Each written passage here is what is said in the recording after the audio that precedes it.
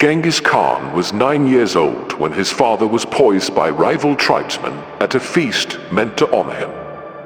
Within a year, the clan that owed his family loyalty rode off and left his mother and 6 children alone on the open steppe with no livestock, no protection, and no name worth using yet. By 12, his own half-brother was dead, killed by his hand in a fight over a stolen fish. That was not a soft beginning. That was a verdict, and the verdict read, produce something extraordinary or disappear from the record entirely. The way 10,000 other stepchildren did that same winter. Most of them did disappear. No historian knows their names, because there is nothing to know. They were born, they herded animals, they died, and the grass grew back over wherever they were buried. Not because they lacked the raw material to become something else, because nothing in their environment ever applied enough force to pull it out of them. That detail gets left out of every version of this story that turns men like this into legends. The empire builders weren't built different in the womb. They were squeezed different. Now look at the children growing up in Ottoman palace nurseries 3 centuries later. Different continent, same architecture. Ottoman princes were sent out as teenagers to govern real provinces, where one mistake meant losing the throne to a brother instead of inheriting it. And once a new sultan finally did take that throne, the empire had a standing law for what came next.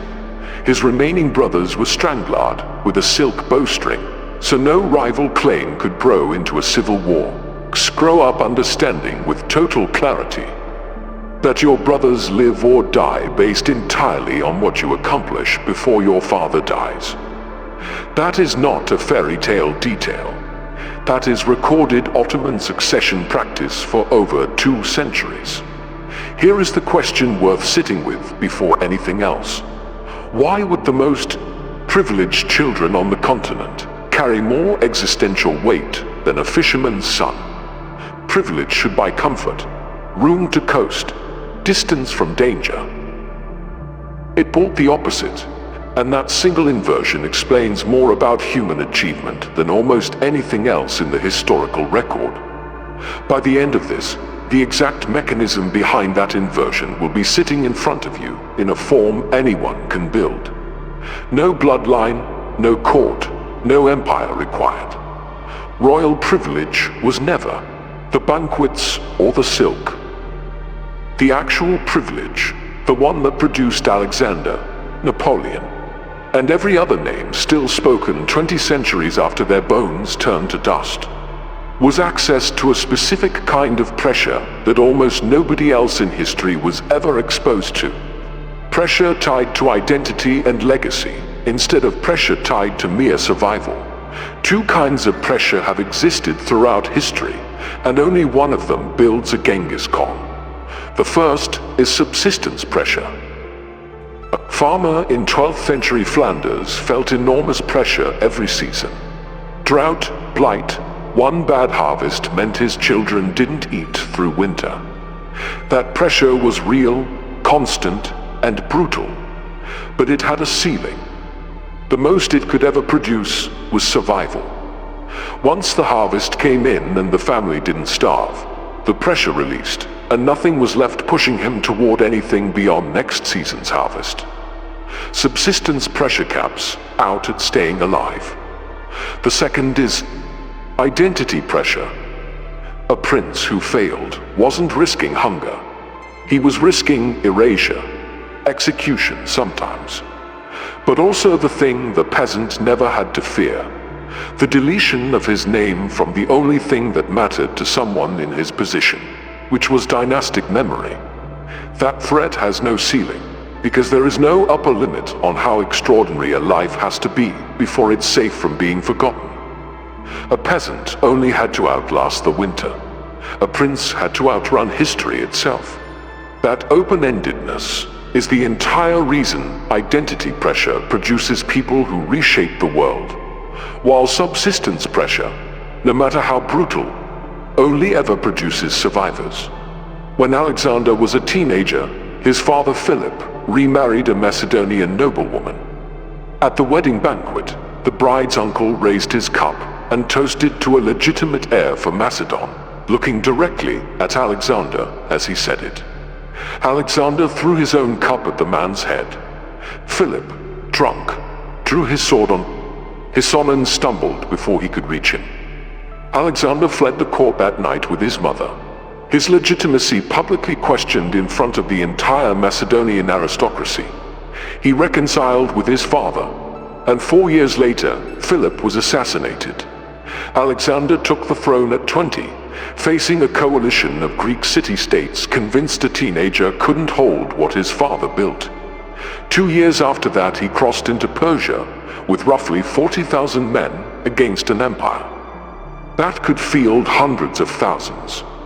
12 years later, he had marched further than any Macedonian before him, and he was dead at 32, having never lost a major battle. That record is not what comfort produces. That is what 8 years of having your legitimacy publicly doubted, in front of the only people whose opinion could end your bloodline, produces. Napoleon carried a Corsican accent in a French army that openly mocked Corsican accents. In 1796, the French Directory handed him command of the army of Italy, not out of trust, but because the generals who actually wanted the post outranks the political risk of giving it to them. He was 26, leading an army that was underfed, underpaid, and openly contemptuous of a commander half his senior's age. If the Italian campaign failed, the Directory itself, a government already hanging by threads after a revolution, could fall with it. He won every engagement against larger forces by moving faster than anyone thought an army could move, because the pressure on him was never abstract. It was a government deciding in real time whether the experiment of putting an outsider in command was a mistake they'd have to answer for. Genghis Khan again, because his rise never let up the way the others eventually did. Every alliance he built in his early years could dissolve the moment a rival clan decided. He was a liability instead of an asset. He had no hereditary claim anyone was obligated to honor. Every year of his climb was a referendum on whether he deserved to keep existing. A referendum that never paused, never took a season off. That absence of a pause is exactly what built an empire stretching at its height from the Pacific to Eastern Europe. The largest contiguous land empire in history, assembled in one lifetime by a man who started with a starving mother and a stolen fish. This stopped requiring a throne a long time ago. It just changed its address. Muhammad Ali never sat in a royal court. But in the 1960s, he occupied the exact structural position a crown prince occupied 500 years earlier. Civil rights movement, the confrontation over the Vietnam draft, the entire live question of what a black American man was allowed to refuse in public. All of it converged onto one boxer at the precise moment he stood at his physical peak. He refused induction into the army in 1967, in public, knowing it would cost him his title, his license to fight in every state, and 3.5 years of the athletic prime he would never recover. That refusal wasn't made under easy conditions. It was made with an entire era's expectations sitting on his shoulders, the same way a sultan's expectations sat on a sunset. To govern a province at 15, Michelangelo did not choose to paint the Sistine Chapel ceiling at a comfortable pace. Pope Julius II, the man funding it, threatened more than once to have him thrown off the scaffolding if the work slowed, and the 4 years he spent on his back above that altar was spent under a patron known for losing patience with painters he'd already started replacing. He carried a different version of the same weight, working in a field that treated her presence as a referendum on whether women belonged in it at all, which meant an average result would have been read as proof her critics were right. Neither of them was relaxed. Both of them were squeezed by an audience that made mediocrity unaffordable. Every name still remembered in any field. Music, science, business, sport carries this same fingerprint. Not talent that happened to exist in isolation. Talent that got squeezed by a pressure system large enough to match what the person underneath it was capable of. Historians call this the great man theory, usually framed as a debate over whether individuals or impersonal forces actually drive history. That framing misses the mechanic. The great men were not a separate species. They were simply the only people, for most of recorded history, with structural access to identity-level pressure. Everyone else had subsistence pressure, which produces survivors, not history. Here is where it gets uncomfortable for anyone watching this now. Subsistence pressure has disappeared for a huge share of people alive today. Famine, plague, children starving over a bad harvest, mostly gone across the developed world. That should be the best news in the history of the species. Instead, it created something nobody planned for. A population with the survival pressure removed, and nothing installed in its place. No throne to lose, a province to govern at 15. No standing referendum on the right to keep existing. What's left, when both kinds of pressure disappear, isn't peace. It's a vacuum, a flat, directionless stretch of time with nothing pressing against it. Which is exactly why so many people in the most comfortable era in human history describe feeling like they're orbiting nothing in particular. Pressure was never just the cost of greatness. It was the thing every human nervous system used to orient itself in the first place. Remove it completely, and the result isn't relaxation, it's drift through a cold, emotionless expanse with no fixed point to navigate by, the same disorientation a sailor feels losing sight of land with no star to steer by. Except this version doesn't end when the fog lifts, because nothing was ever chasing it away in the first place. The real cost of a pressure-free life was never comfort. It was disorientation. The mechanism behind royal pressure was never magic, and it was never actually sealed off to royal blood. It was a structure, 3 conditions present together in every example above. Reproduce the structure and the pressure follows, regardless of what anyone was born into. The first condition is a public stake tied. 2. Identity, not comfort. Ottoman princes weren't pressured by a private goal they could quietly abandon. The entire empire knew which province they governed and how it went.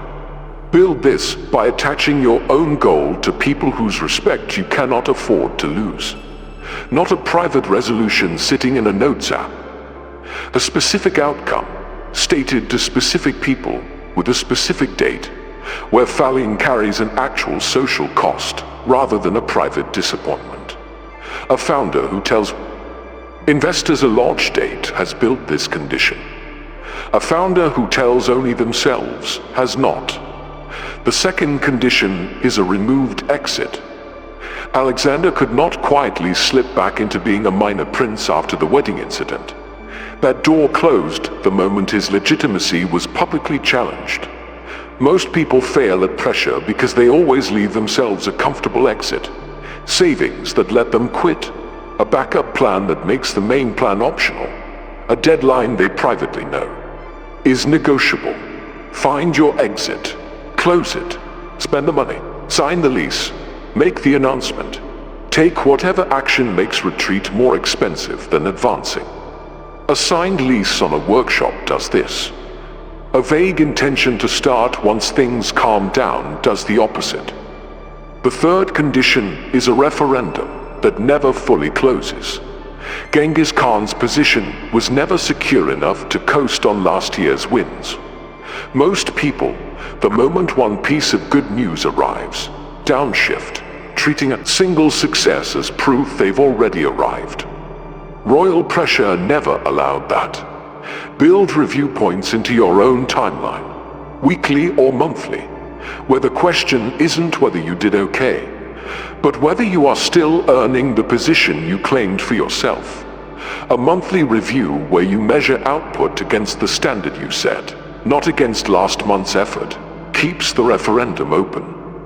Letting one good quarter retire, the question is how an entire decade quietly slides back into subsistence-level ambition. None of this requires a war, a crown, or an empire. It requires deliberately constructing the three conditions that, for most of history, only ever showed up by accident of birth. A public stake, a closed exit, and a referendum that never fully ends. The peasants who plowed and died unknown were never missing what Alexander had in his blood. They were missing what Alexander had pressing against his back every single day of his life. That pressure is not a birthright anymore. It is a system made of three parts anyone can install without asking permission from a king. A public stake, a closed exit, a referendum that never fully ends. Build it, and the upper limit, you were told life doesn't have stopped being a theory and start being a measurement. The same measurement that turned a starving boy with a stolen fish into the largest land empire the world has ever recorded.